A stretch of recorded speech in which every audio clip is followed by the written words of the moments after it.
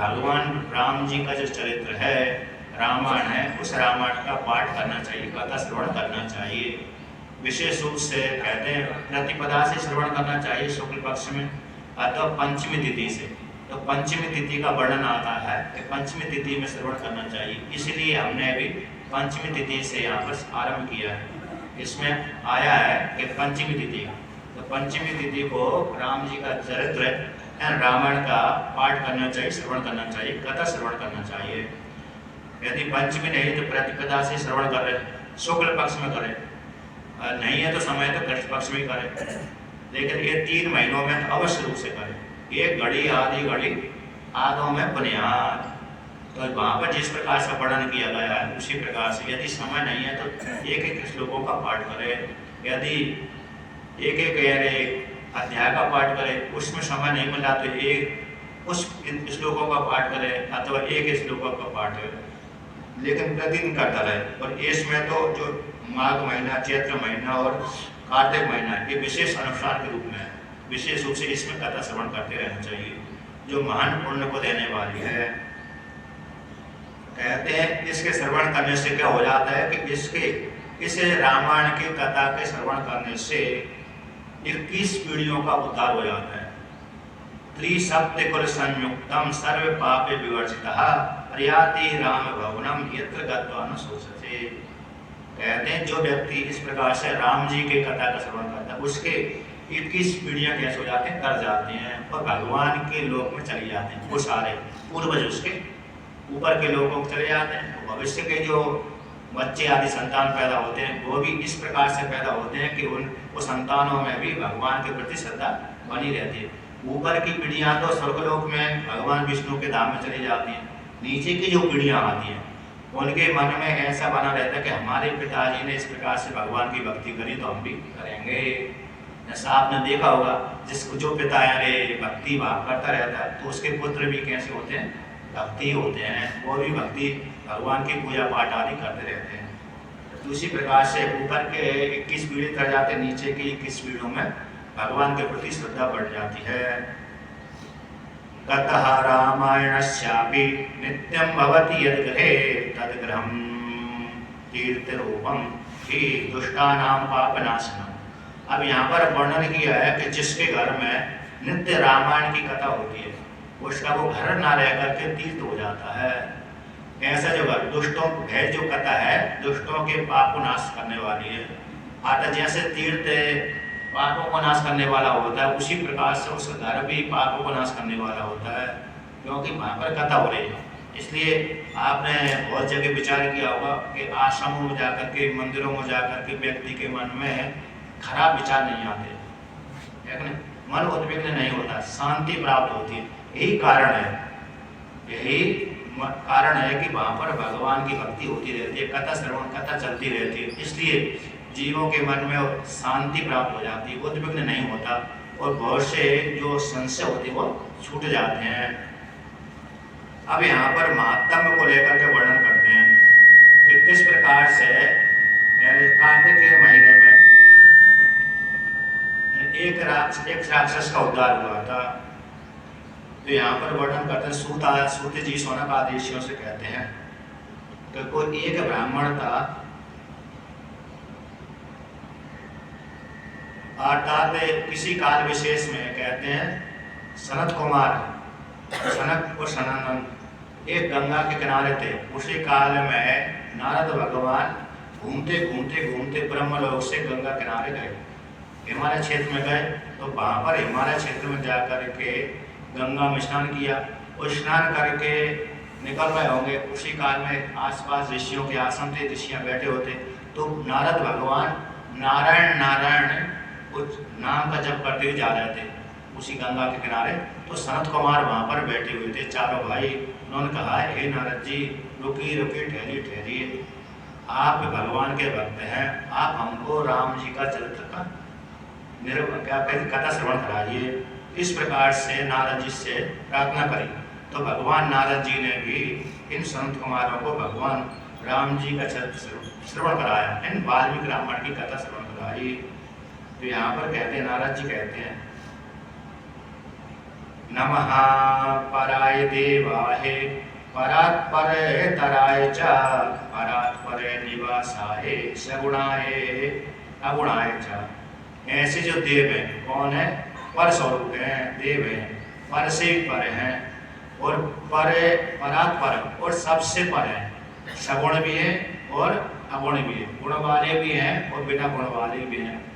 तुलसी के रामायण में है अगुण ही सगुण ही नहीं कछ कर भेदा। भगवान सगुण में और निर्गुण में कोई भेद नहीं है। ऐसे जो राम जी है गुणों को लेकर के सगुण हो जाते हैं, माया को लेकर के सगुण हो जाते हैं और माया से रहित होते हैं तो अगुण हो जाते हैं। ऐसे ज्ञान स्वरूप जो परमात्मा है, धर्म अधर्म स्वरूप जो परमात्मा है, विद्या अविद्या स्वरूप जो परमात्मा है, ऐसे परमात्मा के लिए नमस्कार है जो भोग रूप से देने वाले हैं। तो यहाँ पर वर्णन करते हैं कि वह राम जी कहाँ पर उत्पन्न हुए। कहते हैं वे भगवान राम दशरथ जी के पुत्र 4 रूप में प्रकट हुए थे। राम, भरत, लक्ष्मण और शत्रुघ्न इन 4 रूपों में प्रकट हुए थे। इस प्रकार से राम जी के विषय में वर्णन किया। वही राम जी फिर कहाँ पर गए? जंगल आदि में गए। पिता की आज्ञा विवाह हुआ उनका, सीता जी के साथ विवाह हुआ। विश्वामित्र मुनि के साथ गए और सीता जी के साथ स्वयंवर में धनुष को तोड़ा तो सीता जी के साथ विवाह हुआ। फिर दंडकारण्य में गए। राम जी ने फिर कहते हैं लंका रावण ने सीता का हरण किया और लंका में जाकर सेतु बनवा करके हनुमान जी और वानरों की सहायता लेकर के लंका में प्रवेश किया और लंका में प्रवेश करके रावण को मारा और रावण को मार करके फिर कहते हैं राज अयोध्या में लौट करके आए और लौट करके फिर राज संचालन किया। तो 11,000 वर्ष तक भगवान राम जी ने राज किया था। इस प्रकार से संत कुमारों से भगवान नारद जी ने राम जी की कथा का वर्णन किया। अब यहाँ पर कहते हैं किसी के महात्मा को लेकर कहते हैं, इस संक्षेप से कथा सुना दी। यहाँ तो संक्षेप से वर्णन किया है, विस्तार पूर्वक वहाँ पर कथा श्रवण कराई थी। अब उसको लेकर कहते हैं किसी काल विशेष में इस रामायण की कथा को श्रवण करने से एक राक्षस का उद्धार हो गया था। तो यहाँ पर कहते हैं किसी काल विशेष में, वो किस काल में सुना था उसने? कहते हैं कार्तिक महीने के शुक्ल पक्ष में उसने रामायण की कथा श्रवण करी, गर्ग मुनि से श्रवण करी थी और उनसे सुन करके वह मुक्त हो गया था, पाप से मुक्त हो गया, राक्षस होने से छुटकारा प्राप्त हो गया था। एक सुदास नाम का जो सोमदत्त नाम का ब्राह्मण था वह राक्षस भाव को प्राप्त हो गया था। तो क्या बात है, कैसी बात है, किस प्रकार से घटना घटी कि जो गौतम ऋषि का एक शिष्य था सोमदत्त अथवा सुदास, वह शिव जी का भक्त था और शिव जी का भक्त होने के पश्चात भगवान शिव जी की सेवा करता था और गुरु की आज्ञा भी पालन करता था। अब बहुत दिनों तक रहते भगवान की भक्ति करते थोड़ा और उत्कृष्ट भाव प्राप्त हो गया। इस दिन भगवान शिव जी की सेवा कर रहा था, मंदिर में सेवा कर रहा था, मंदिर में भगवान शिव जी की सेवा कर रहा था, ध्यान कर रहा था, पूजा कर रहा था। तो पूजा करते समय जिस काल में पूजा कर रहा था उसी काल में गुरु जी आ गए, गौतम मुनि आ गए। तो गौतम मुनि को देख करके वे उठा नहीं, अथवा उसका मन उधर गया ही नहीं कि गौतम मुनि मेरे गुरु जी आए हैं। वो ध्यान आंखें बंद करके बैठा हुआ था अथवा देख नहीं पाया, तो वो उठा नहीं हुआ। तो गौतम मुनि ने देखा कि मेरा शिष्य भगवान की भक्ति कर रहा है, तो उनको क्रोध नहीं आया। तो गुरु के आ जाने पर शिष्य को आदर करना चाहिए, उठना चाहिए, ऐसा जो मन में भाव आता है तो उनको नहीं आया कि मेरा शिष्य भगवान शिव जी की पूजा कर रहा है, बड़ा प्रसन्न हुए। किंतु भगवान शिव को सहन नहीं हुआ। उन्होंने कहा कि तुम मेरे सामने मेरी पूजा कर रहे हो और गुरु का अपमान कर रहे हो, इसलिए तुमने मेरे सामने गुरु का अपमान किया, इसलिए मैं तुमको दंड देता हूँ, अर्थात तुमको राक्षस भाव की प्राप्ति हो जाए, राक्षस योनि की प्राप्ति हो। तो वही ब्राह्मण राक्षस योनि को प्राप्त हो गया। जब इस प्रकार से राक्षस होने का श्राप दे दिया, उसी काल में गौतम मुनि ने भगवान शिव जी को प्रसन्न किया कि हे भगवान, आप तो सर्वज्ञ सर्व अंतर्यामी हैं, आप मेरे शिष्य की जो अपराध किया उसको क्षमा करिए। और उसने भी माना, उसने भी प्रार्थना करी, भगवान से क्षमा याचना करी अब उन्होंने कहा कि गौतम मुनि ने कहा कि जो भगवान शिव जी ने तुमको राक्षस होने का श्राप दिया है, 12 वर्षों तक रहेगा, 12 वर्षों के बाद तुम्हारा उद्धार हो जाएगा। तो किस प्रकार से उद्धार हो जाएगा? कहते यदि तुम जो रामायण है उसकी कथा श्रवण करेंगे, उसके कथा श्रवण करने से तुमको राक्षस योनि की जो भगवान शिव जी के द्वारा राक्षस योनि की प्राप्ति हुई है उससे छुटकारा प्राप्त हो जाएगा। ऐसा आशीर्वाद भी दे दिया गौतम मुनि ने कि रामायण की कथा श्रवण करने से तुमको राक्षस योनि की जो प्राप्ति हो गई है उससे छुटकारा प्राप्त हो जाएगा। इस प्रकार से वह भगवान शिव जी के श्राप से तो वहां से चला गया और राक्षस योनि को प्राप्त हो गया और वही ब्राह्मण राक्षस बन गया। और राक्षस बनने के पश्चात इधर उधर घूमने लगा, क्योंकि राक्षस होते ही जो मनुष्य है उसमें विकृति आ जाती है, उसके चेहरे में परिवर्तन हो जाता है। चेहरे का जो स्वभाव है देखने का, सुनने का और सौंदर्य वो निवृत्त हो जाता है और विकृत हो जाता है, कुरूप हो जाता है। तो जंगल में रहने लगा और जंगल में रह करके पशुओं को, पक्षियों को, जानवरों को और कहते मनुष्यों को, ब्राह्मण आदि को खाने लगा। जब राक्षस बन जाते हैं तो फिर नर भक्षी और पशु भक्षी हो जाते हैं। पशु पक्षी भक्षी तो होते ही हैं, नर भक्षी हो जाते हैं। और नर भक्षियों में ज़्यादातर ब्राह्मणों भी खाते हो। जितने भी राक्षसों को आपने देखा होगा, और ब्राह्मण को छोड़कर के क्षत्रियों को, वैश्य को, शूद्र को कम खाते हैं, किंतु ऋषि मुनियों को ज़्यादा खाते हैं। मालूम नहीं उनको क्या जन्म से वो चिढ़ रहती है। तो जंगल में रह करके 12 वर्षों तक उसने बहुत से मनुष्यों को खाया, जानवरों को खाया। इसके पश्चात घूमते घूमते एक जंगल से दूसरे जंगल में, दूसरे जंगल से तीसरे जंगल में गया। तो संयोगवश एक गर्ग मुनि के साथ उसकी भेंट हो गई। भूख से पीड़ित था तो गर्ग मुनि को देखकर कहा, आज मेरा भोजन की व्यवस्था हो गई। और भोजन की व्यवस्था को देकर के कहते हैं, अब गर्ग मुनि क्या कर रहे थे उस काल में? भगवान राम जी का नाम का जप कर रहे थे। स्नान आदि करके जंगल आदि में कहते स्नान आदि करके अपने आश्रम गुजार रहे थे। तो वहाँ पर उसको गर्ग मुनि को देख करके खाने की इच्छा हुई, किंतु वह भगवान राम का नाम जपने के कारण वो राक्षस उनके पास में नहीं गया। और भगवान राम का नाम श्रवण करते ही उसके मन में शुद्धि हो गई, थोड़ा जो विचार था पवित्र हो गया। तो भगवान उसने कहा कि हे ब्राह्मण देवता, आपकी भक्ति के प्रभाव से मेरा मन पवित्र हो गया। आप बड़े पुण्यशाली, भाग्यशाली हैं। आप जो भगवान राम का जप कर रहे हैं उसके महात्म का वर्णन करिए। आप भगवान राम की कथा मेरे को श्रवण कराइए, क्योंकि मेरे गुरु ने इसी प्रकार से वरदान दिया था कि तुम रामायण की कथा श्रवण करोगे तो तुमको राक्षस होने की छुटकारा हो जाएगा। इसलिए आप हे मुनि, हे गर्ग मुनि, मेरा उद्धार करिए। मैं नीच योनि को प्राप्त हो गया, बड़े कष्ट को सहन कर रहा हूँ, आप मेरा उद्धार करिए।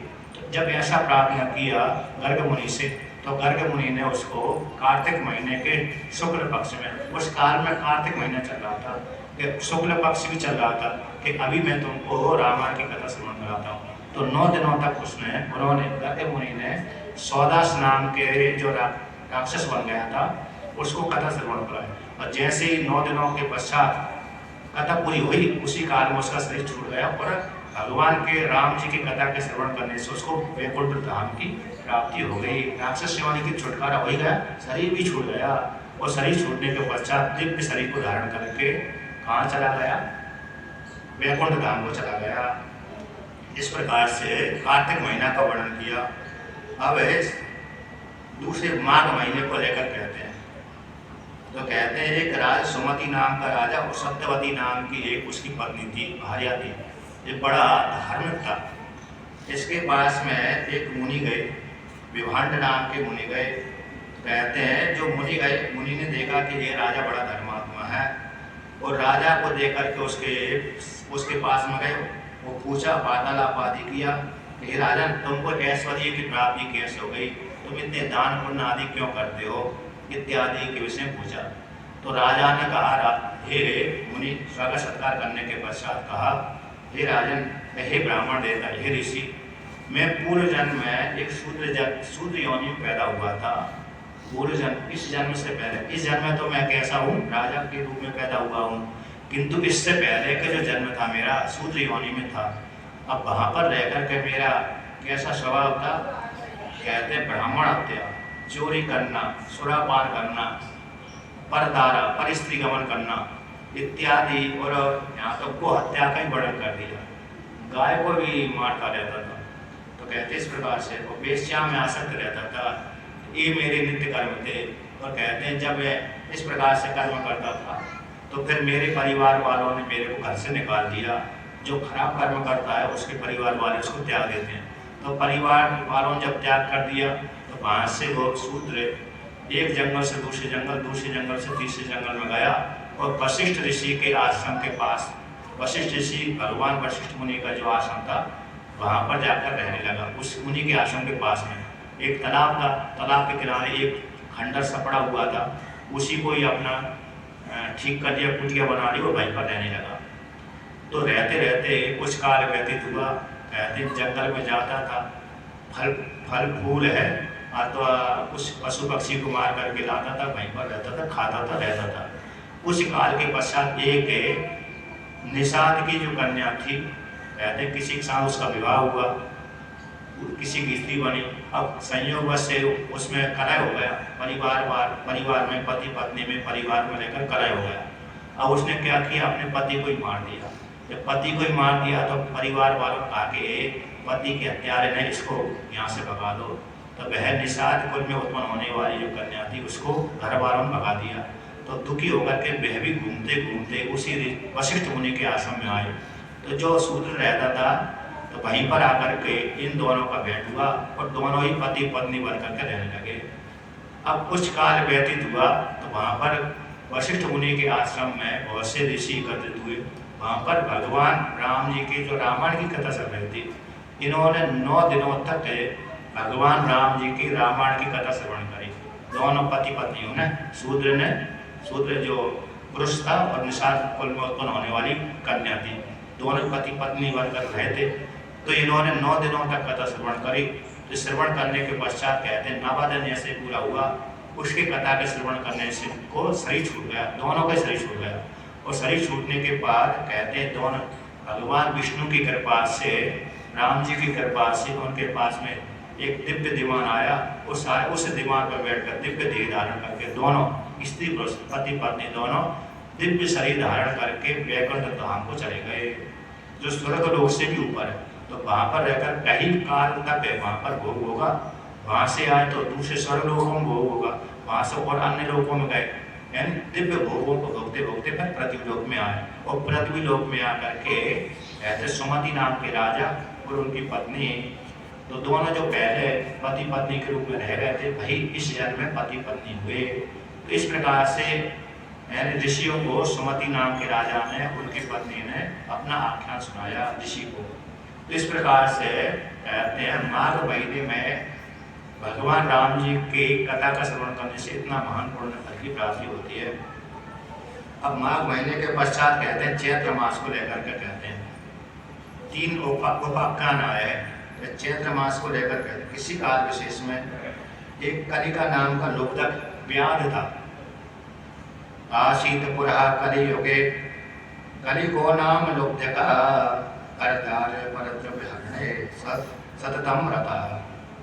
कहते हैं कलयुग की प्राप्ति हो जाने पर, जैसे एक कलयुग नहीं दूसरे कलयुग में, एक कलयुग तो अभी वर्तमान में चल ही रहा है, इससे पहले का जो कलयुग हुआ, क्योंकि अभी जो कौन सा कलयुग चल रहा है 28वां कलयुग चल रहा है। ब्रह्मा जी के दिन से, दिन के अनुसार ब्रह्मा जी के एक दिन में 1000 युग, 1000 सतयुग, 1000 त्रेता युग, 1000 द्वापर युग, 1000 कलयुग है। तब ब्रह्मा जी का एक दिन होता है। ये चारों युग 1000 बार घूमते हैं तब ब्रह्मा जी का एक दिन होता है। तो अब ब्रह्मा जी के एक दिन का अभी ये जो कलयुग है 28वां कलयुग है। इससे के पहले के 27वें कलयुग बीत चुके हैं ब्रह्मा जी के एक दिन के। अभी तो इतने और बीतने हैं, और बीतने हैं, 1000 बार बीतने हैं। तब ये ब्रह्मा जी का एक दिन इतनी बड़ी रात्रि होती है। तो पूर्व के कलयुग में कोई कलिक नाम का एक लुब्धक व्याध रहता था। उसका नित्य कर्म था हिंसा करना, पर स्त्री गमन करना, चोरी करना, और पाप में ही रत रहना, वो जीव जंतु को पीड़ा पहुंचाना, वो ब्राह्मणों को मारना। सैकड़ों उसने ब्राह्मणों को मार दिया। कहते इस देश के ब्राह्मणों को मारा, यहाँ से मारकर दूसरे देश में गया, तीसरे देश में गया। कहते घूमते घूमते सौबीर नाम के नगर में चला गया। ये प्राय करके हिमालय क्षेत्र में है, जहाँ पर कश्मीर है, उस क्या देश है, कश्मीर है, इस क्षेत्र में सौबीर देश है, उधर चला गया। वहाँ पर जाकर के उसने एक मंदिर देखा, भगवान विष्णु का मंदिर था, वहाँ पर देखा। एकांत में था, जंगल में था, नदी के किनारे था। उस मंदिर को देख करके देखा कि यहाँ पर तो बहुत सोना चांदी पड़ा हुआ मंदिर में, तो सोना चांदी उसको लूट करके ले जाऊँ, फिर अपना जीवन अच्छा चलेगा। तो उसमें मंदिर में प्रवेश गया सोना चांदी को लेने के लिए। वहीं पर एक है उत्तंक नाम के ऋषि रहते थे। तो उत्तंक नाम के ऋषि जब रहते थे, उसने देखा ये तो ऋषि है। तो ऋषि को देखकर उसने सोचा ये ऋषि रहेंगे तो फिर मेरे को शिकायत कर देंगे। तो उसने क्या किया, ऋषि को मारने लगा। यद्यपि ऋषि अहिंसक थे और दया करने वाले थे, उस व्याध ने इनको खूब मारा पीटा और तलवार को लेकर के काटने वाला था, छुरी से, चाकू आदि से मारने वाला, गला दबा करके मारने वाला था। जब मारने वाला था तो उत्तम मुनि ने कहा, मया किम अपराधम ते तदे पदे त्वं च लुब्धिका कृतापराधिनो लोके हिंसां कुर्वन्ति यत्नता हन्तुं कृतमति व्याधम् उत्तंको प्रेक्ष्य वाचा ब्रवीत भोगो साधु वृता मां हनिष्यामि निरागसम। जब लुब्धक को देखा कि मेरे को मारने वाला है, तो उत्तंक मुनि कहते हैं कि भोगो साधु, हे साधु, तुम मेरे को बिना अपराध के क्यों मार रहे हो? मैंने तो कोई पाप भी नहीं किया, अपराध भी नहीं किया, अर्थात तुम्हारे प्रति कोई अपराध नहीं किया, तो फिर मेरे को क्यों मार रहे हो? बिना अपराध के कहते हैं कृत्य अपराधिनो लोक हिंसा। यदि किसी दूसरे व्यक्ति ने हमारा अपराध किया है तब तो हिंसा करना अच्छी बात है, उसको मार देना अच्छी बात है, किंतु मैंने तुम्हारे प्रति कोई अपराध किया ही नहीं, फिर तुम मेरे को क्यों मार रहे हो? न हिंसन्ति वृता सौम्य, कहते जो सज्जन लोग हैं वृता किसी को मारते नहीं है, निरपराध को व्यर्थ हिंसा नहीं करते, इसलिए तुम क्यों मेरे को मार रहे हो? अहो बलवती माया मोहयति अखिलम जगत पुत्र मित्र कलत्राते सर्व दुखे नियोजते। प्रभु अपने उद्गार सुनाते हैं, कहते हैं अहो ये जो माया है कैसी बलवान माया है, ये संपूर्ण जगत को मोहित करके रहती है। ये जो माया है, जो दिख रही है माया है, उसका कार्य है। हमारा शरीर माया का है, आपका शरीर माया का है, स्त्रियों का शरीर माया का है, पुरुषों का शरीर माया का है, जो दीवार आदि दिख रहा है ये भी माया का शरीर ही है, कार्य है। पेड़ पौधे पशु पक्षी जो भी दिख रहा है ये माया का कार्य है। और मोह भी माया है, जो हम मोह होकर के हम सभी के प्रति मोहित हो जाते हैं, पत्नी को लेकर के, पुत्र को लेकर के, पति को लेकर के, माता को लेकर के, पिता को लेकर के। कहते पुत्र मित्र कलत्ता आदि के द्वारा सारे दुखों से वह माया ही जोड़ देती है, व्यक्ति जुड़ जाता है। पर द्रव्ये अपाहारेण कलत्रम पोषितम च यत् अन्ते तत् सर्वम उत्सृज्य एकेव प्रयाति वै। कहते दूसरे के द्रव्य को हरण करके जो स्त्री पुरुषों का पालन करता है, दूसरे को जैसे छीन लेता है, लुटेरे हैं, लूटने वाले होते हैं, तो वो दूसरे के धन को छीन करके अपने स्त्री पुरुषों को पोषण करते हैं। तो कहते अंत काल में तो वो स्त्री पुरुष उनको साथ नहीं देते, बाद में अकेला ही उस पाप के कर्मों का फल भोगना ही पड़ता है। कहते सबको छोड़ करके अकेले ही जाना पड़ता है और अकेला ही फल को भोगना पड़ता है। मम माता मम पिता मम भार्या ममात्मजा ममेदम इति जंतुना ममता बाध्य देवता। ये मेरी माता है, ये मेरा पिता है, ये मेरी भार्या है, पत्नी है, ये मेरी आत्मज पुत्र हैं, ये मेरे हैं, है मेरे हैं। इस प्रकार से जंतुओं को, जीवों को ममता कैसी प्रथा ही बांधती रहती है। यावदे अर्प्यति द्रव्यम तावदे भवति बांधवः अर्जितं तु धनं सर्वे पुंजते बांधवा तदा दुखम एकतमो मूढ़स्य तत् पापे फलमश्नुते।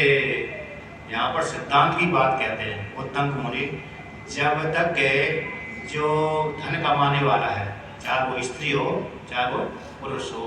जब तक धन कमा करके वह अपने परिवार को देता रहता है तब तक परिवार वाले उसको अच्छा मानते रहते हैं, और जिस दिन धन को देना बंद कर दिया उस दिन वाले परिवार वाले उसको धुतकार देते हैं, लात मार देते हैं, भगा देते हैं, तो हमारे काम के नहीं हो। कहते यावद अर्पति द्रव्यम, जब तक द्रव्य को अर्पण करता रहता है, अर्थात जब तक कमा करके देता रहता है, चाहे वो पुत्र हो चाहे पिता हो चाहे भाई हो चाहे बंधु हो, तब तक उसके बांधव उसके पिता के पीछे घूमते रहते हैं।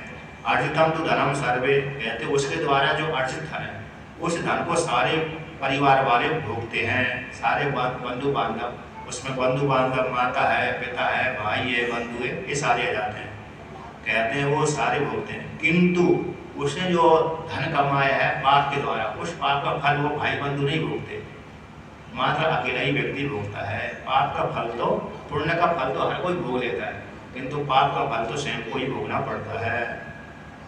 जब इस प्रकार से उत्तंक मुनि ने कहा तो ऐसी वाणी सुनकर के व्यास को डर लग गया, भयभीत हो गया।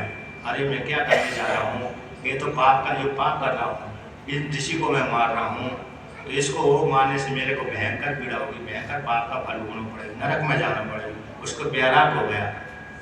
ऐसे जब उन्होंने सुनाया तो ऐसे सुन करके बैराग हो गया, और बैराग प्राप्त होकर के उनके चरणों में गिर गया। कहा महाराज मैंने जन्म से ही बहुत से पाप किए और पूर्व के जन्मों के कारण ही मेरे को व्याधि होने की प्राप्ति हुई, अब मेरा कल्याण कैसा होगा, आप मेरा उद्धार करिए, किसी प्रकार से मेरा उद्धार कर दीजिए। जब इस प्रकार से उसका अंतरण शुद्ध हो गया, मन में बैराग हो गया, भगवान को जानने की इच्छा हो गई, आपने कल्याण करने की इच्छा हो गई, तब उत्तंक मुनि ने कहा कि तुम्हारे मन में जो उत्तम बुद्धि आ गई इससे तुम्हारा कल्याण हो जाएगा, तुम साधु हो, तुम्हारे मन में जो उत्तम निर्मल ज्ञान उत्पन्न हुआ उसी के द्वारा तुम्हारा कल्याण हो जाएगा। मैं तुमको राम जी का चरित्र श्रवण कराता हूँ। तो चैत्र के महीने में उत्तंक मुनि ने उस व्यास को रामचरित्र अर्थात रामायण की कथा श्रवण कराई। तो जिस दिन आप कहते प्रतिपदा से लेकर के अर्थात पंचमी तिथि से लेकर के चैत्र के शुक्ल पक्ष में कथा सुनाई, तो 9 दिनों तक उसने कथा श्रवण करी। 9वें दिन जैसी कथा पूरी हुई उसी काल में उसका शरीर छूट गया। तो कथा पूरी होने के पश्चात उसका शरीर छूट गया, उसी काल में विष्णु लोक से वैकुंठ धाम से विमान आ गया, और विमान आ गया उसमें दिव्य शरीर धारण करके उस विमान पर बैठ करके उसे वैकुंठ धाम को चला गया। उत्तंक मुनि को आश्चर्य हो गया, प्रत्यक्ष ही उन्होंने विमान देखा, उस दिव्य शरीर धारण करके जाता हुआ देखा। उन्होंने भी स्तुति आदि करी और भगवान को प्रणाम आदि किया। तो इस प्रकार से वाल्मीकि रामायण की जो 9 दिनों में कथा श्रवण करना चाहिए, अर्थात शुक्ल पक्ष में विशेष रूप से शुक्ल पक्ष में श्रवण करना चाहिए, कार्तिक महीने में, माघ महीने में और चैत्र के महीने में। पंचमी तिथि को अथवा प्रतिपदा से 2 विकल्प आए हैं, प्रतिपदा से लेकर के नवमी तक अथवा पंचमी तिथि से जब तक 9 दिन ना हो तब तक श्रवण करते रहना चाहिए। अब एक तो सामान्य विशिष्ट नियम हो गया, वो सामान्य नियम है प्रतिदिन भगवान वाल्मीकि रामायण को पाठ करना चाहिए, श्रवण करते रहना चाहिए, कथा श्रवण करते रहना चाहिए। इस प्रकार से रामायण परो नित्यम गंगा स्नान परायण धर्म मार्गे प्रवक्तारो मुक्ता एव न संशया। कि जो व्यक्ति नित्य रामायण को पाठ करता है, कथा श्रवण करता है अथवा कराता है, पढ़ता है तो पढ़ाता है, तो मानो उसने गंगा का स्नान कर लिया, गंगा नहाता है। अब गंगा के नहाने से क्या हो जाता है, व्यक्ति वैकुंठ स्वर्गलोक में जाता है। उसी प्रकार से इसने गंगा नहा ली, ज्ञान रूप गंगा में स्नान कर लिया, उस ज्ञान रूप गंगा में स्नान करने से कहते हैं वो वैकुंठ धाम को प्राप्त हो जाता है।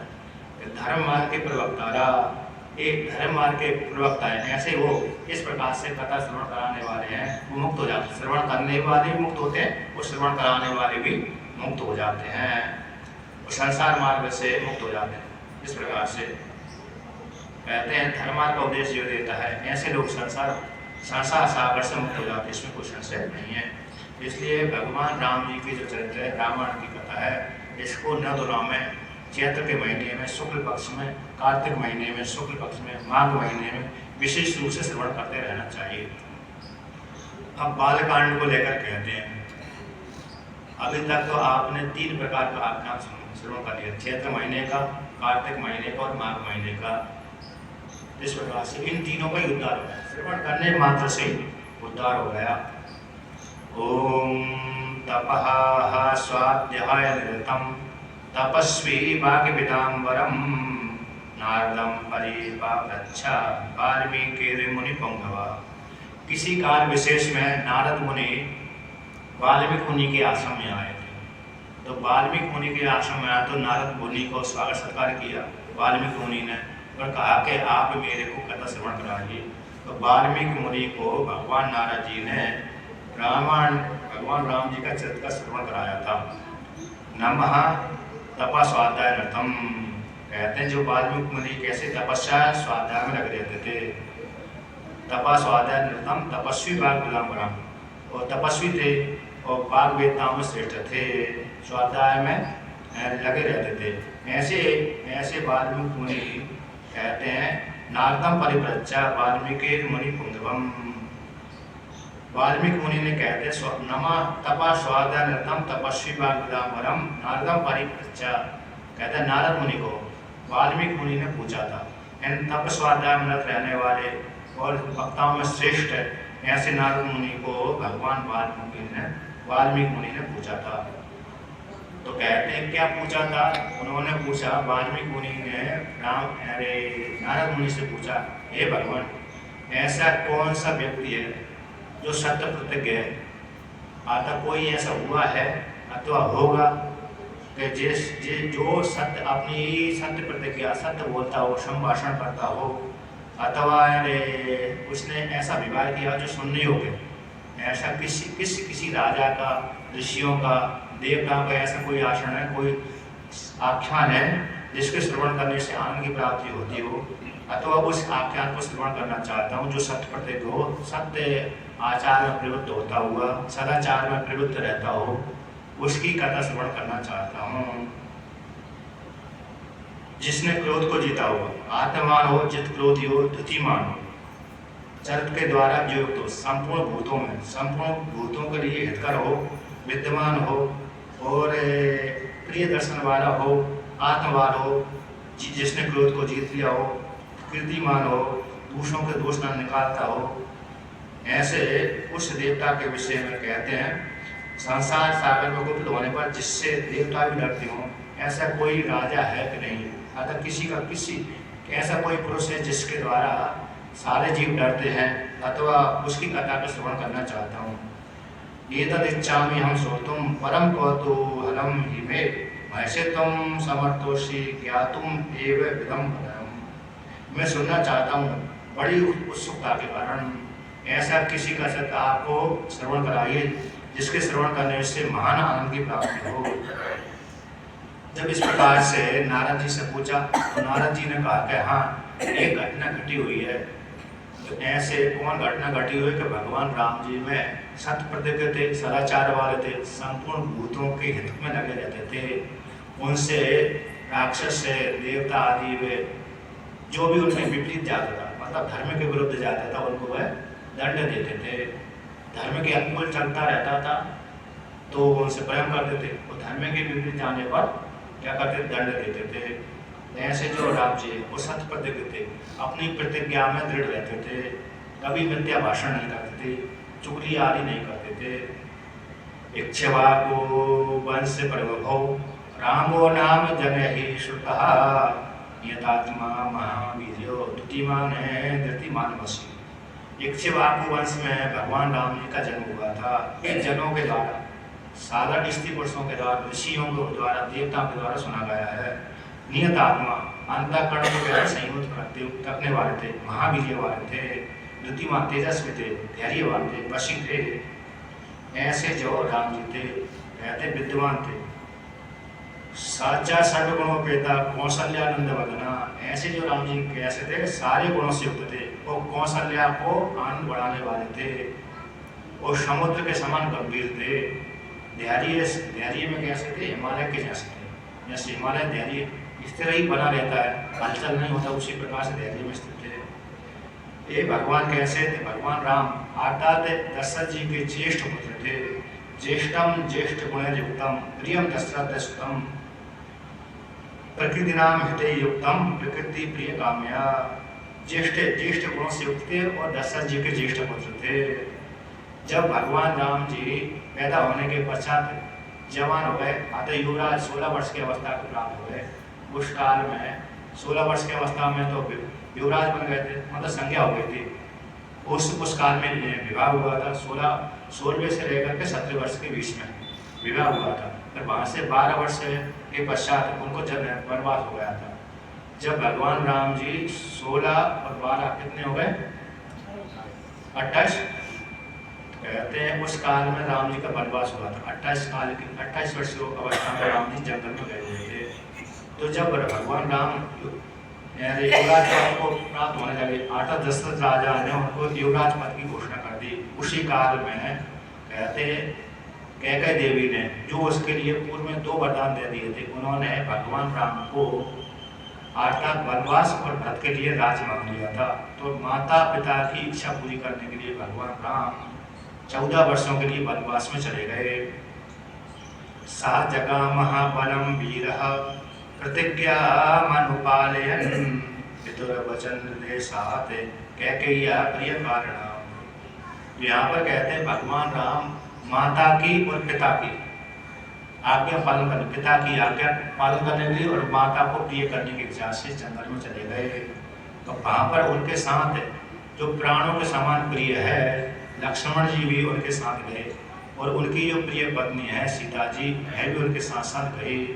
इस प्रकार से वो वहाँ पर जाकर के जंगल में गए। वो सबसे पहले संगमेर पर गए, और संगमेर से फिर प्रयागराज गए, प्रयागराज से फिर चित्रकूट गए, और चित्रकूट में कुछ दिनों तक रहे। वहाँ से आगे चले। कहते चित्रकूट में निवास करने के पश्चात जब भरत को मालूम पड़ा कि राम जी मेरी माता के कहने के पश्चात, जब पिता दशरथ जी का स्वर्गवास हो गया और भरत जी अपने मामा के पास में थे, कैकेयी देश में थे, तो वहाँ से बुला के लाए, सूचना भेजी। सूचना भेजने के पश्चात वो आए तो सुना कि मेरे माता के कहने के अनुसार भगवान राम को वनवास हुआ है। तो भरत जी राम जी को रहने के लिए चित्रकूट में गए, किंतु वहाँ पर भरत जी की इच्छा पूरी नहीं हुई। तो भरत जी ने भी 14 वर्षों के लिए वनवास धारण कर लिया था। अर्थात वो अपने नंदीग्राम में मुनि का वेश धारण करके रहते थे, भोगों को त्याग कर दिया था, तपस्वी का वेश धारण कर लिया, जटा बढ़ा लिया, बढ़ाने के पश्चात वहाँ पर नंदीग्राम में रहते थे। इसके पश्चात राम जी चित्रकूट में रहते हुए आगे बढ़े, अनसुईया आश्रम में गए, अत्रि मुनि का दर्शन किया। वहाँ से आगे बढ़े, व्याध मिला, तो व्याध कहते व्याध को मारा। विराध नाम का राक्षस था, उसको मारा। एक विराध पूर्व जन्म में तुम्बरू नाम का गंधर्व था, या कुबेर है, जो यक्षराज कुबेर है, उन्होंने इसको श्राप दे दिया था। क्यों श्राप दे दिया? कहते किसी काल विशेष में तुम्बरू नाम का राक्षस जो यक्ष यानी गंधर्व था, तो कुबेर जी की शासन में रहता था। तो कुबेर जी ने हो सकता है किसी आज्ञा दी होगी, तो ये आज्ञा को उसने पालन नहीं किया।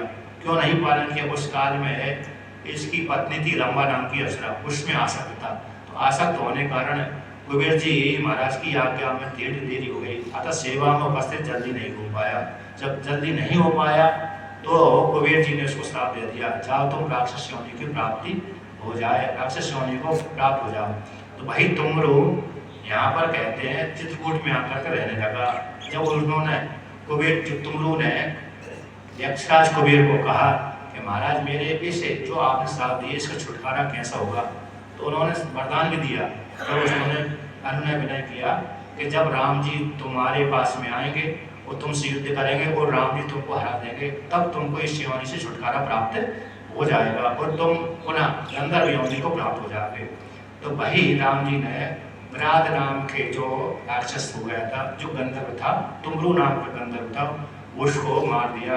और उसकी मृत्यु कहते हैं अस्त्र शस्त्र नहीं हुई थी, बल्कि गड्ढे में गड़ा करके हुई थी। भगवान राम जी ने उसको घायल करके, अस्त्र शस्त्रों के द्वारा घायल करके गड्ढे में गाड़ दिया, और गड्ढे में गाड़ करके ऊपर पत्थर डाल दिया, मिट्टी डाल दी और दबा दिया। जैसे मृक्षों को दबाते हैं ना गड्ढे में, उसी प्रकार से उसको दबा दिया। यहाँ पर वर्णन आता है राक्षस भी पहले गड्ढे में गाड़े जाते थे, उनका यहाँ पर वर्णन आता है सनातन धर्म है, अर्थात राक्षसों का एक परंपरा रही है कि वो भी अग्नि संस्कार न करवा करके गड्ढे में गाड़ करके अच्छा मानते थे। तो पहले ये परंपरा रही, वही परंपरा वृक्षों में है, वो भी गड्ढे में गाड़ते हैं। तो आगे वर्णन करते हैं, तो वहां से चले, कहते हैं राक्षस को मार करके, व्राध नाम के राक्षस को मार करके आगे चले। सुतीक्ष्ण सर्वांग मुनि के आश्रम में गए। उस सर्वांग मुनि को दर्शन किया। उस सर्वांग मुनि तो भगवान राम जी के देखते देखते उनको स्वागत सत्कार किया, फिर उन्हीं के सामने ही ब्रह्मलोक में चले गए। वहां से सर्वांग मुनि के से आगे सुतीक्ष्ण नाम के जो ऋषि हुए उनके दर्शन करने गए, अन्य ऋषियों के दर्शन किया। उसी काल में सुतीक्ष्ण मुनि के आश्रम में बहुत से ऋषि आ गए, और बहुत से ऋषियों ने जो दंड कारण में रहते थे ऋषि, अन्य जगह रहते थे, जो राक्षसों से परेशान थे, और राम जी से कहा कि राम जी, हम आपकी शरण में आए, आप राजा हैं, आप तीनों लोगों के स्वामी हैं, हम आपकी शरण में आए हैं, आप हमको रक्षा प्रदान करें। हम राक्षसों से दुख हो गए, बहुत से राक्षसों ने हम ब्राह्मणों को संहार कर दिया, विशेष हमने तो दंड का त्याग कर दिया। जब हम स्वाध्याय में लगे रहते हैं, तपस्या में लगे रहते हैं, वो राक्षस हमको असावधान होने पर खा जाते हैं। बहुत से ब्राह्मण नष्ट हो गए, इसलिए हम आपके लिए, आपसे प्रार्थना करने के लिए आए, हमारी रक्षा करिए। बहुत से राजाओं के पास में आए, किंतु उन्होंने हमारी रक्षा नहीं करी, किंतु आप सर्वसमर्थ हैं। जब इस प्रकार से राम जी से प्रार्थना करी, तो राम जी ने उनको स्वीकार कर लिया, हाँ मैं तुम्हारी राक्षसों से रक्षा करूंगा, अर्थात राक्षसों का संहार कर लूंगा। तो इस प्रकार से जब जब होई धर्म की हानि, बाढ़ई असर अदम अभिमानी, तब तक भगवान राम जी, तब ही भगवान विष्णु ही मनुष्य रूप धारण करके धर्म की स्थापना करने के लिए आते हैं, और अधर्म का नाश करते हैं, धर्म की स्थापना करते हैं। तो भाई जब अधर्म बढ़ गया था, राम रूप में भगवान विष्णु आए, द्वापर युग में कृष्ण रूप में भाई विष्णु भगवान आए। इस प्रकार से तो राम जी ने प्रतिज्ञा कर ली कि मैं सारे राक्षसों को उस काल में तुलसी के रामायण के अनुसार पृथ्वी से हीन कर दूंगा, राक्षसों से पृथ्वी को हीन कर दूंगा, पृथ्वी में राक्षसों से रहित कर दूंगा। इस प्रकार से तो आगे सुतीक्ष्ण के आश्रम के आसपास जो ऋषि एकत्रित हुए थे, उनसे प्रतिज्ञा करने के पश्चात सुतीक्ष्ण आश्रम में गए, और वहाँ पर सुतीक्ष्ण के दर्शन किए। वहाँ से आगे चले तो अगस्त मुनि के आश्रम, अगस्त मुनि के जहाँ आश्रम है वहाँ पर गए, और उसी से पहले अगस्त मुनि के भाई रहते थे, उनके आश्रम में गए। तो अगस्त मुनि के भाई से मिले, भेंट किया, दर्शन किया।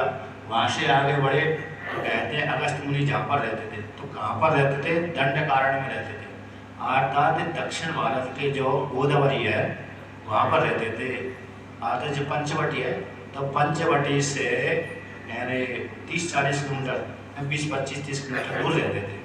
तो वहाँ पर अगस्त मुनि के दर्शन किया, और अगस्त मुनि से पूछा मैं कहाँ रहूँ। अतः राम जी ने विचार किया कि मैं अगस्त मुनि के आश्रम में रहूँगा। और राम जी किस प्रकार से अपना 14 वर्ष व्यतीत करते थे, कभी 1 महीना यहाँ पर रहे, कभी 2 महीना दूसरे आश्रम में रहे, कभी 3रा महीना तीसरे आश्रम में रहे, कुटिया बना कर, कभी 6 महीना रहे, कभी साल भर रहे, कभी ज़्यादा रहे, कभी कम रहे।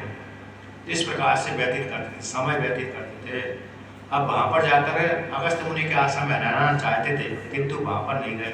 फिर उन्होंने ऋषियों की प्रतिज्ञा कर ली कि तुम राक्षसों से रहित आदर सुरक्षा करूँगा।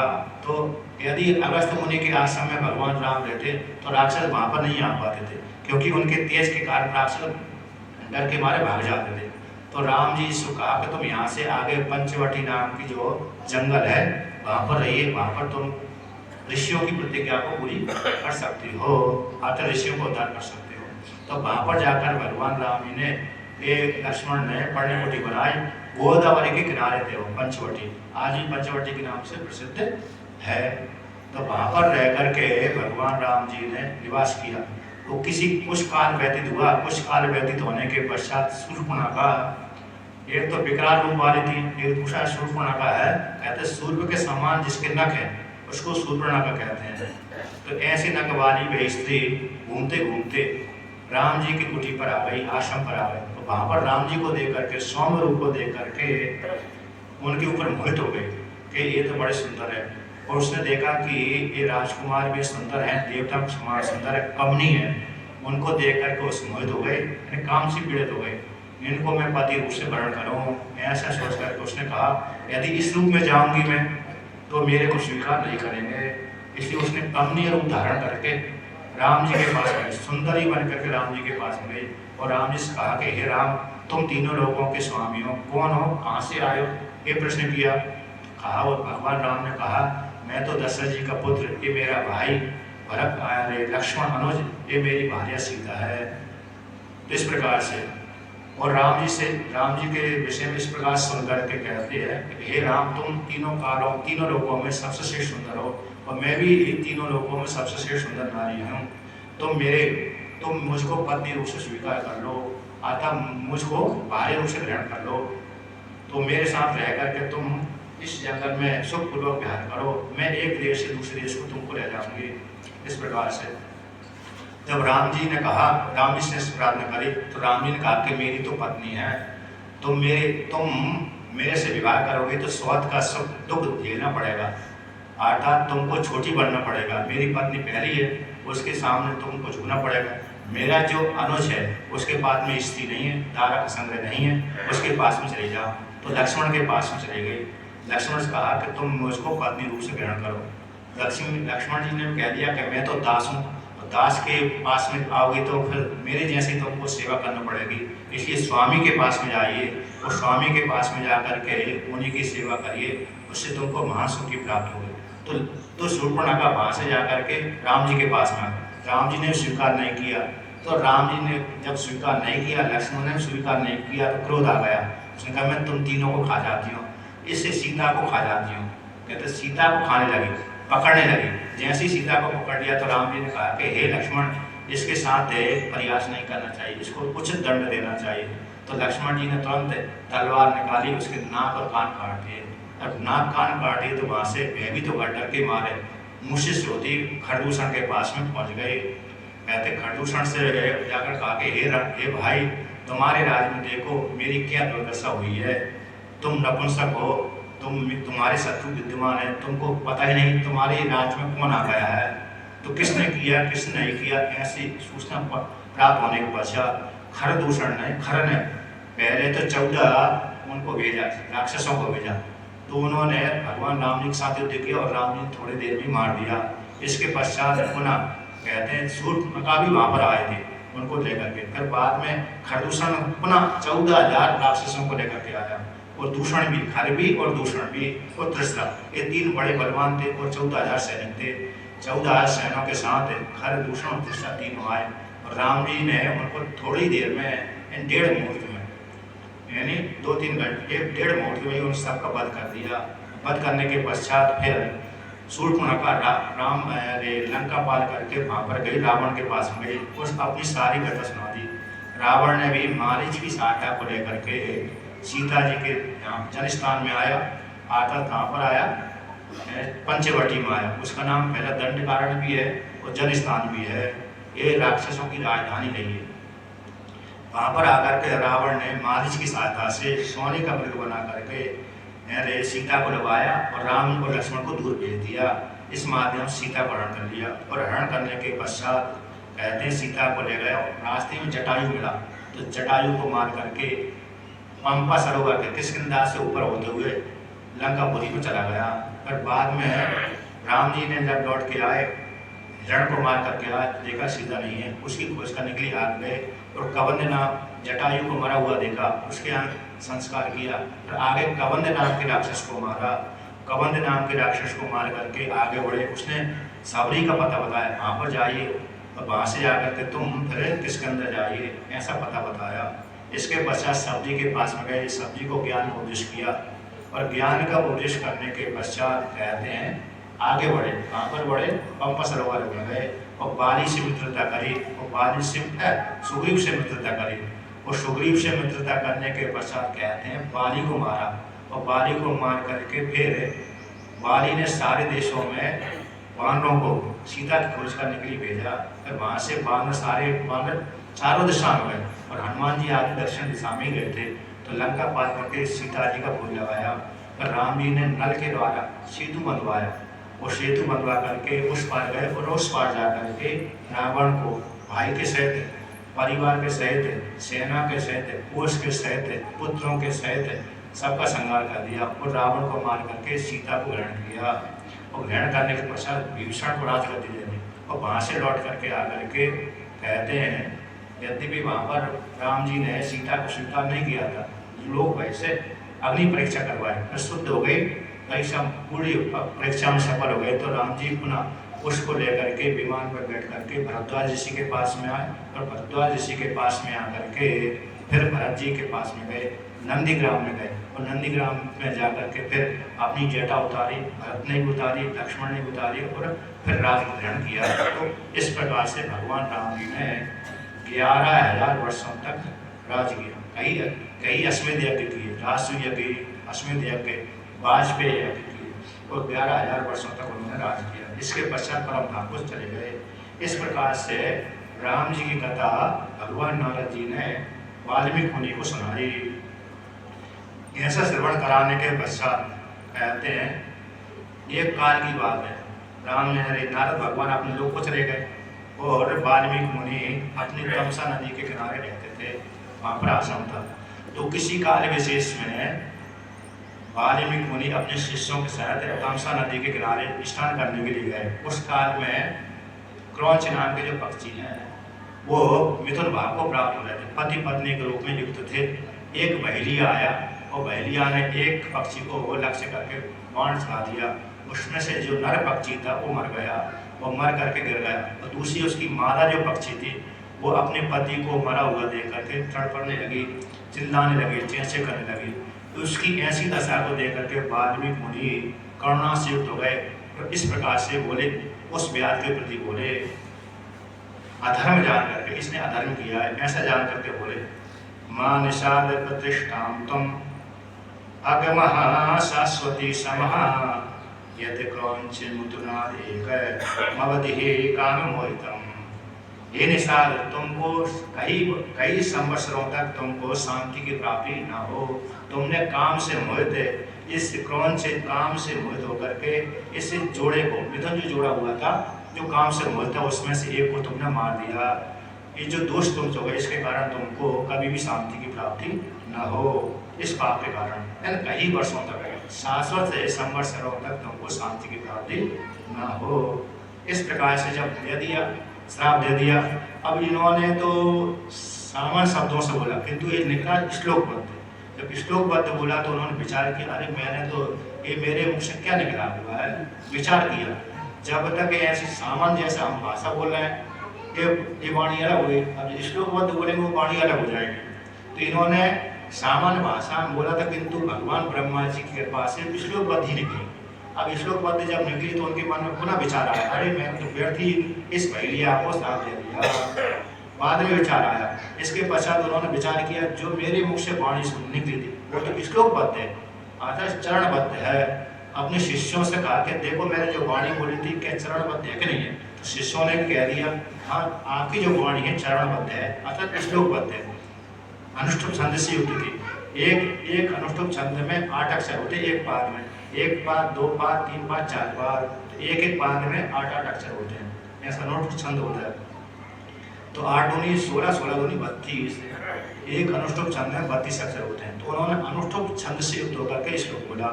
इसके पश्चात थोड़ा चिंतन करते रहे।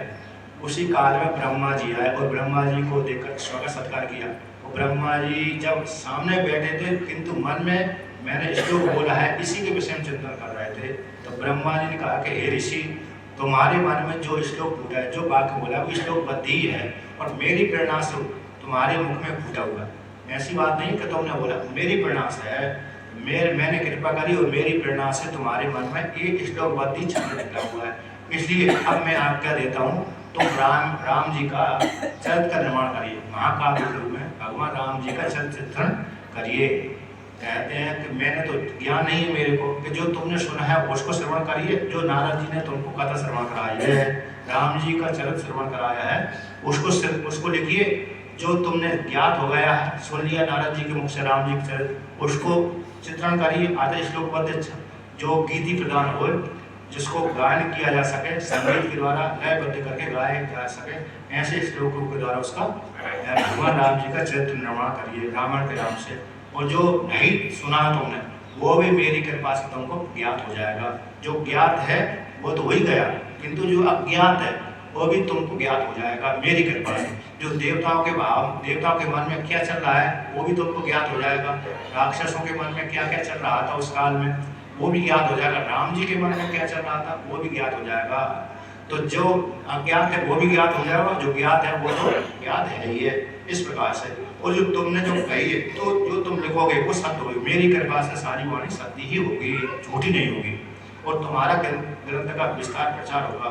और जब तक कहते पृथ्वी रहेगी, सूर्य चंद्रमा रहेगा, तब तक है ये राम की कथा बनी रहेगी। और जब तक राम की कथा पृथ्वी बनी रहेगी तब तक तुम मेरे लोक में घूमते रहोगे, ऊपर नीचे के लोगों में आते जाते रहोगे, अर्थात तब तक तुम भी बने रहोगे। तुम अपने इसी दिव्य शरीर के माध्यम से चाहे अपने लोक में रहो, चाहे पृथ्वी लोक में रहो, चाहे स्वर्ग लोक में रहो, तुम्हारा आना जाना बना ही रहेगा। कभी यानी तुम्हारी किसी लोक में जाने पर रोक नहीं रहेगी। इस प्रकार से वरदान दे दिया। तो वही वाल्मीकि मुनि से ऐसा कह करके अंतर्धान हुआ ब्रह्मा जी। और वाल्मीकि मुनि ने फिर रामायण की रचना करी। 24,000 श्लोकों के द्वारा राम जी के महाकाव्य की रचना करी। 24,000 श्लोकों की रचना करके रामायण की रचना करके इन्होंने भगवान वाल्मीकि मुनि ने लव और कुश को पढ़ाया। किसको पढ़ाया? लव और कुश को पढ़ाया। वो पढ़ा करके और जब लव कुश को पढ़ा दिया उनको योग जान करके, तो लव कुशों ने, लव और कुश ने दोनों ने ही ऋषियों को सुनाया। तो ऋषियों ने बड़ी प्रशंसा करी। इसके पश्चात राम जी का जो यज्ञ चल रहा था, कहाँ पर चल रहा था? नैमिषारण्य में। तो नैमिषारण्य में लव कुश भी गए, वाल्मीकि मुनि भी गए उस यज्ञ में सम्मिलित होने के लिए, और लव कुश भी गए। तो लव कुशों ने पहले चौराहों पर बस्तियों में ऋषियों के सामने, क्षत्रियों के सामने, स्त्रियों के सामने, पुरुषों के सामने, विद्वानों के सामने राम की कथा का संगीत के द्वारा, संगीत के माध्यम से गा कर सुनाए। जब प्रचार हो गया कि अरे ये दोनों बालक तो बड़े राम जी के चरित्र गाते हैं, यद्यपि कथा तो ज्ञात हो गई थी, राम जी की घटना जो घट गई थी वो तो बहुत से व्यक्तियों को मालूम ही हो गई थी, किंतु फिर भी उसको सुनना चाहते थे। इसलिए राम जी सुनाते मेरी विषय में चर्चा चल रही है, अर्थात 2 बालक हैं। तो राम जी ने जब इस प्रकार सुना तो उन बालकों को बुलाया, कहा तुमने ये जो कथा सुना रहे हैं इसके रचयिता कौन है, किसने पढ़ाया तुमको, वो तुम प्रतिदिन यहाँ पर आकर सुनाइए। तो जब राम जी ने ऐसी आज्ञा दी, हाँ हम भी सुनाना चाहते इत्यादि, तो लव और कुश ने राम जी की आज्ञा लेकर के कहते यज्ञ का अवशेष है, सुबह से लेकर के दोपहर तक यज्ञ चल रहा था। फिर यज्ञ के पश्चात भोजन आदि चलता था। भोजन आदि करने के पश्चात जो यज्ञ का शेष भाग रहता था उसमें ये रामायण की कथा सुना। लव और कुश भगवान राम जी को चर श्रवण कराते शुरू से लेकर अंत तक। इस प्रकार से तो लव कुशों ने दोनों ने ही भगवान राम जी का चरित्र की कथा सुनाया।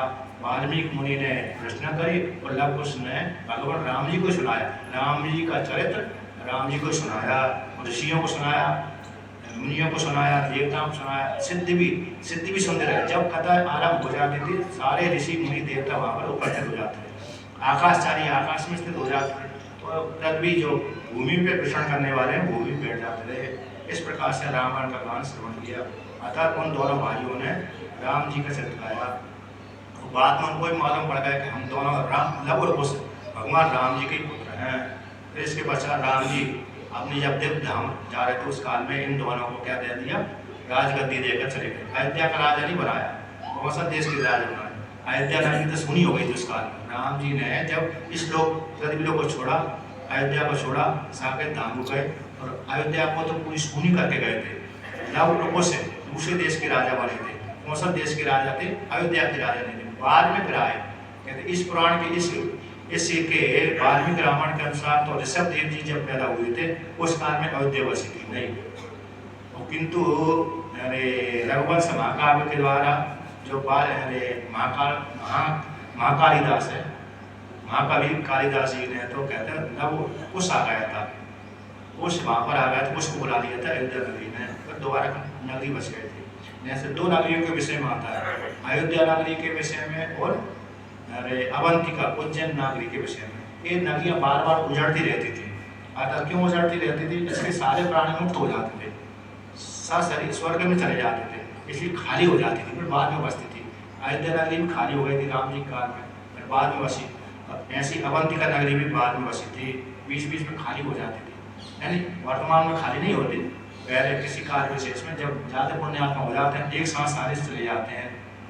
इस प्रकार से अब यहाँ से आगे वर्णन करते हैं, चरित्र का निर्वाह करते हैं, अयोध्या नगरी का वर्णन करते हैं। अयोध्या नाम की नगरी है, मेरी वाणी सुनाई पड़ेगी? नहीं। तो अयोध्या नाम की नगरी है, वहाँ पर दशरथ जी उस अयोध्या नगरी के राजा हैं। तो वो कहते हैं ये नगरी किसके द्वारा निर्मित है? तो मनु महाराज के द्वारा। जो सूर्य के पुत्र मनु हैं, जो प्रथम राजा हुए, उन्होंने इस नगरी का निर्माण किया, नगरी बसाई, यहाँ पर रह करके उन्होंने राज किया था। ये नगरी भी बहुत बड़ी है, विस्तार पूर्वक। तो कहते हैं अयोध्या नाम नगरी तत्र शीतलोके विश्रुता मनुना मानवेन्द्रेण या पुरी निर्मिता स्वयं। अयोध्या नाम की जो नगरी है, कहते लोक में विख्यात है, और मनु जो मानव रूप मनु है, मनुष्यों के प्रथम राजा कहलाए, उस मनु के द्वारा स्वयं ही इस नगरी का निर्माण किया गया। आयतः दशे चार योजनानि महापुरी श्रीमती त्रीणि विस्तीर्णा सुव्यक्त महापथा। ये जो नगरी कितनी लंबी और चौड़ी है, अयोध्या नाम की जो नगरी है, कितनी लंबाई है, कितनी चौड़ाई है, इसका वर्णन करते हैं। कहते हैं 12 योजन लंबी है, 12 योजन लंबी है, और एक योजन में 4 कोस होता है। एक योजन में 4 कोस होता है, 12 योजन तो लंबी है और 3 योजन चौड़ी है। तो यानी सरयू नदी किनारे किनारे है, सरयू नदी के किनारे किनारे तो लंबाई लिया जाता है, और सरयू किनारे के ऐसे यहाँ से सरयू किनारे दूर होते लगती है, तो वहाँ से चौड़ाई ली जाती है। तो 12 योजन लंबी और 3 योजन चौड़ी।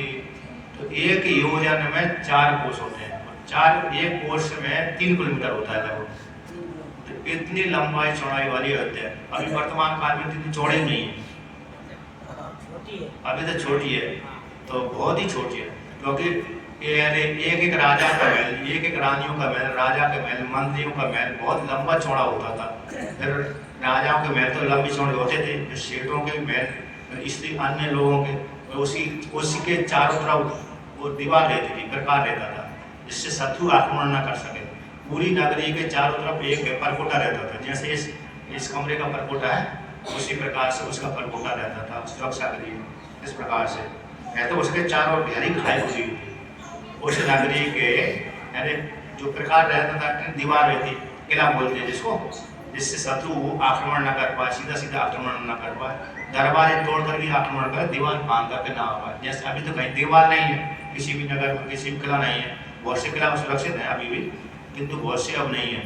तो कहते हैं उस किला की सुरक्षा के लिए चारों तरफ खाई खोदी गई, एक तरफ तो सरयू बह रही है और 3 तरफ वहाँ पर कैसी खाई खोदी गई, उसमें जल भर दिया, अन्य कार्य कर दिया, नियुक्त कर दिए। इस प्रकार से और 4 दरवाजे रखते थे, पूरब पश्चिम उत्तर दक्षिण, इस प्रकार से। लेकिन ये जो एक दरवाजा सरयू किनारे वाला, तो उसमें तो नौका के द्वारा आर पार होते थे, पुल नहीं बनता था।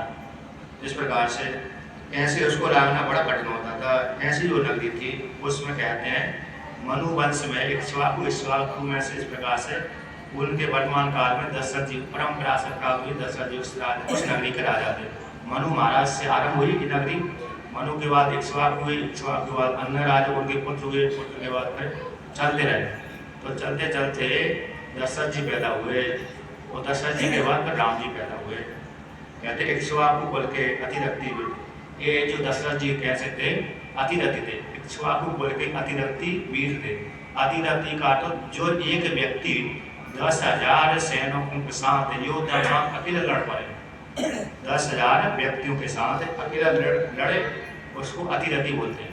अतः एक साथ यदि 10,000 व्यक्ति आ जाए, उसको मारने लगे, उनको सभी को पराजित जो कर देता है, उसको अतिरथी कहते हैं। जैसे भीष्म पितामह है, द्रोणाचार्य, कृपाचार्य, अर्जुन, भीम, युधिष्ठिर, नकुल, सहदेव, दुर्योधन, ये सभी अतिरथी में आते थे। अभिमन्यु, क्योंकि ये सभी बड़े महान योद्धा थे, एक एक बाण में 10,000 व्यक्ति मार देते थे। भीष्म पितामह प्रतिदिन का नियम था, 10,000 जब तक नहीं मारूंगा तब तक धनुष को नहीं रखूंगा। तो सुबह से लेकर शाम तक मर्यादा से धोकर मारते थे। दिव्य अस्त्रों से मारे थे, 1 घंटे भी मार देंगे, इस राम जी ने दिव्य अस्त्रों से 14,000 राक्षसों को 1-1.5 घड़ी में मार दिया। अब 1.5 घड़ी में तो कितना हो गया? अरे 1 घड़ी 2 घड़ी का 1.5 मुहूर्त में 1.5 मुहूर्त में उनका संहार किया था 14,000 राक्षसों का। एक मुहूर्त है 48 मिनट का एक घड़ी होती है शायद, आधे घंटे से थोड़ा और ज़्यादा का एक घड़ी होती है इस प्रकार से।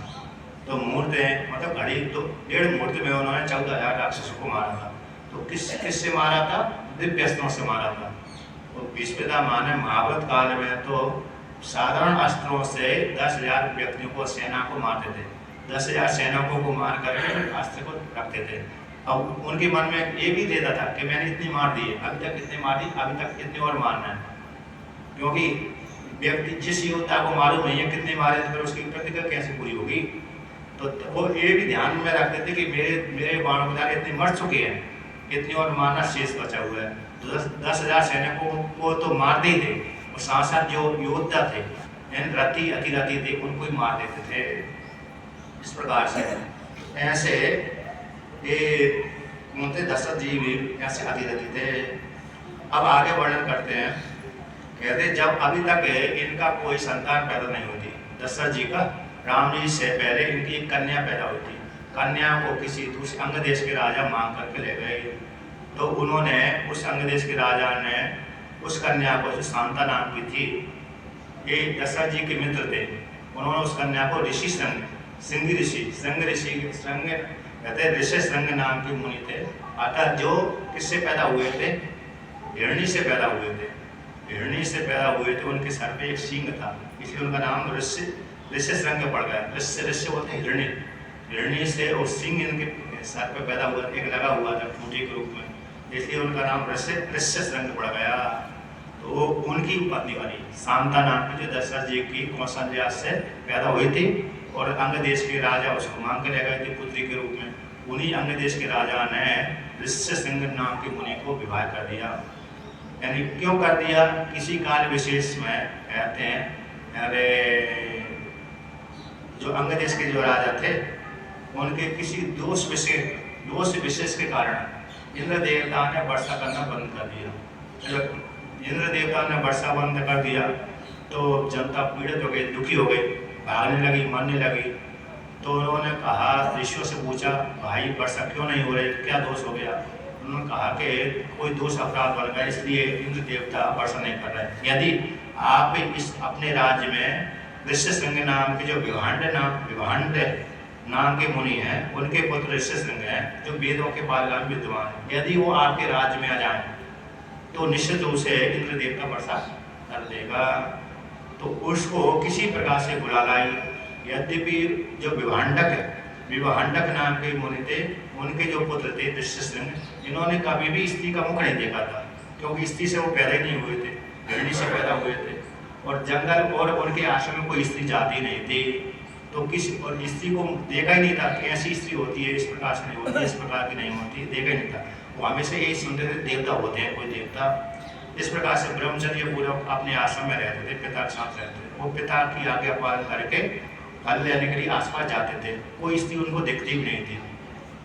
अब जब राजा के राज में ऐसी गति हो गई, अर्थात वर्षा नहीं हुई, उन्होंने मंत्रियों से विचार करके कौन इस ऋषि को ले आया, बुला करके बहाना बना करके, विभांडक मुनि तो आने नहीं देंगे, ऐसा करो, कोई युक्ति करो जिससे हमको दोष भी ना लगे और राज और ब्राह्मण आ जाए, जिससे हमारी प्रजा सुखी हो जाए।